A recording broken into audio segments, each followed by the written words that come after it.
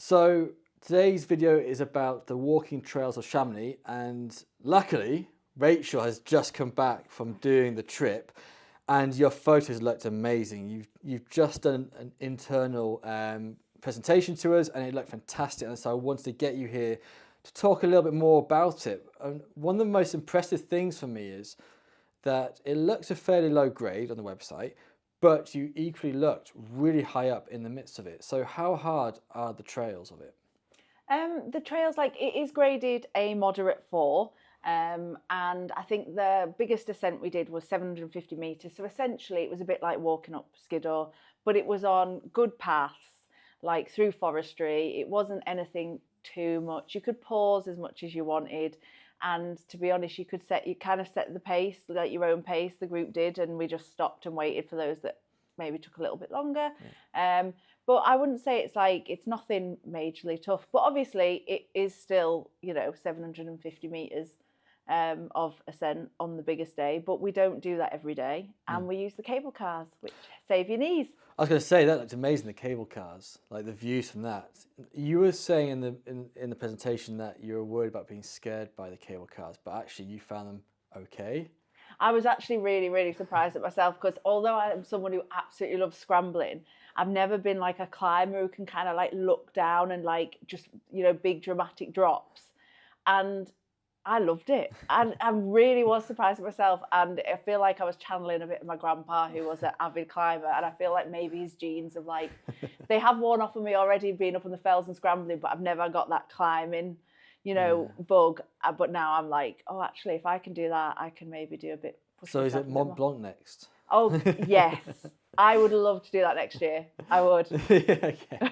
Well, the other thing was the accommodation. It wasn't in the middle of Chamonix, but it looked great. So just tell me a little bit about the accommodation. Oh, the accommodation, I think, made this trip. I love the accommodation we use. It's a family-run hotel in Les Bossons, which is less than 10 minutes on the train to Chamonix, 2 minutes from the train station, and the trains run every 20 to 25 minutes, and they come on time and they arrive, they don't get cancelled. So that was brilliant. And also the buses run to Chamonix, but it was actually a bonus being outside of Chamonix for me.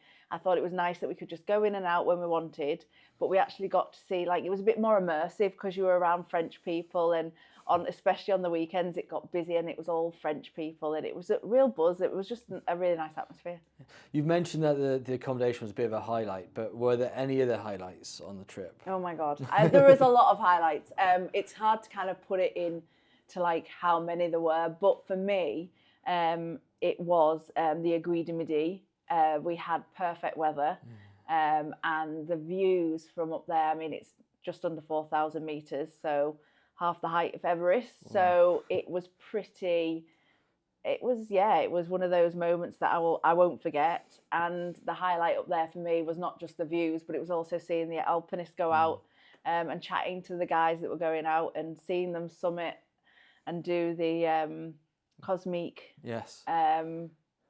And yeah, it was just, it was one of those experiences that I still can't quite put into words, if that makes sense. Even the pictures, you look at them and you just can't believe, I was up there and I did that.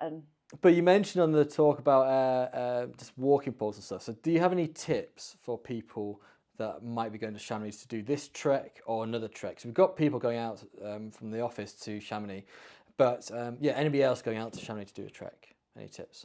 Yeah, so I would definitely use trekking poles. I've always used one because I always had the dog on the lead on the other hand, but on this trek I used 2, and it really did help on the ascents and the descents. Really saves your knees, and it gives you that bit of momentum on the way up as well, which I found really useful. Also the terrain out there, you're looking at sometimes it can get a bit scree or gravelly, and when it's dry and dusty, you can it gets a bit slippery. So I would definitely carry a pair of trekking poles. And then in terms of things you need to do and see, definitely the Aiguille du Midi, the walking the Balcon du Nord and the Balcon du Sud, I would definitely recommend. There's a really good cheese shop in Chamonix that you have to go to. Yeah, you brought a kilo of cheese back. I did. Not to the office, but it was for the family. For the family. It wasn't all for me, it was for the family. Well, we'll put our orders in next time. Definitely. But thank you so much for this just very quick interview and chat about it. It looked an amazing trip. And as I said, we've got people going out there again. We look forward to promoting it a bit more. But if you have any questions about Chamonix and trekking in that area, please do call through to the office and I'll patch you through to Rachel. And I would love to chat about it because it was so amazing. She hasn't stopped. Hasn't stopped. Sorry. Excellent. So thank you very much, guys. And yeah, hope to see any questions, let us know.